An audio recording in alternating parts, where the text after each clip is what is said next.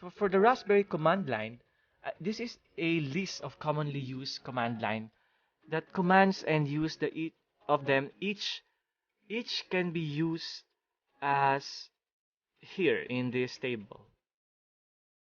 In updating software packages, a tool called the apt-get is used to update all the software packages within the system. You can install any software that you want using this too by simply writing install plus program name.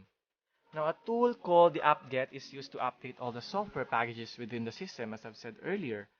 You can install any software that you want using this one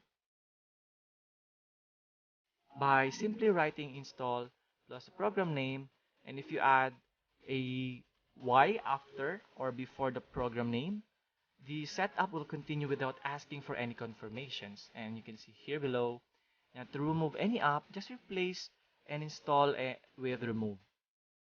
To update all the software packages and the operating system at once, use the order upgrade, but don't forget to make execute update order before doing that. And you can also get software packages from the Pi Store, which is similar to iTunes and Google Play Store. Installing Debian software packages. Installing a Debian software package that you can get just online any from software developer website. Now I've provided some sources here where you can download and install these Debian software packages. Section 4 on controlling Raspberry Pi from another device.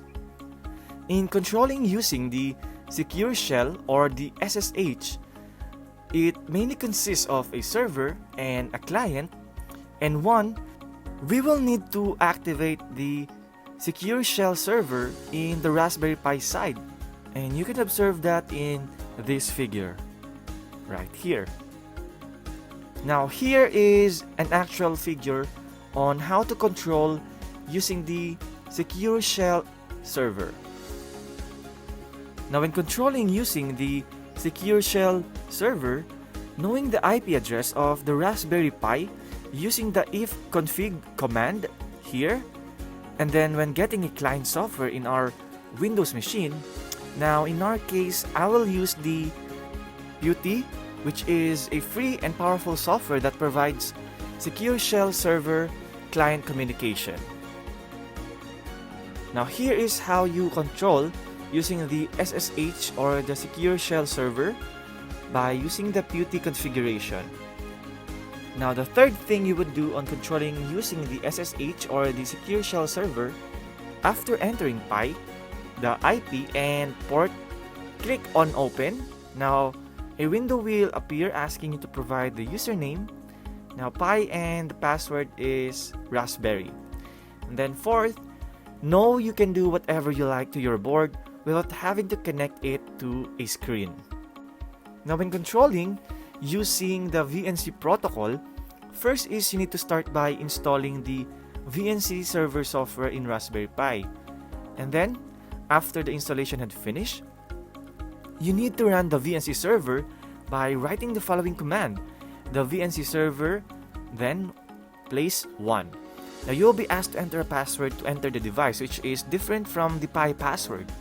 Now one final step remains, which is knowing the IP address for the Raspberry Pi board using the if configuration command. And then lastly, know that the board is ready to be controlled by any other device. Now you need to go to the link below and download your operating system. Now the link is here, provided already. After clicking the link that I have provided, it will direct you to this website, and then make sure to download it and install it. Now automatically running the VNC server when powering on the Raspberry Pi here. Now we will create a startup file called the type VNC using the following command. Here you can see this figure here. Now we will create a startup file called the type VNC again by entering this data inside the file, then press Ctrl plus X to save the file.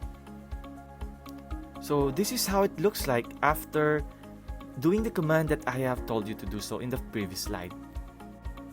Now assign the fixed IP address for Raspberry Pi board. In both cases, VNC and SSH, we get the IP using the if configuration command, which means that we need to connect Raspberry Pi at least once every time we want to remote control it to know its IP.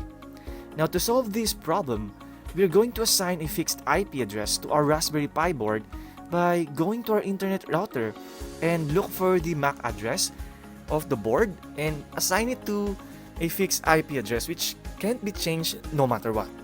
Now here are the steps.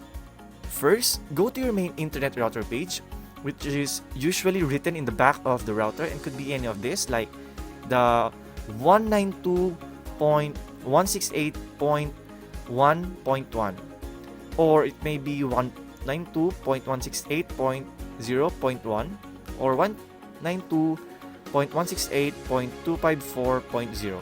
You can see this again at the back of your internet router.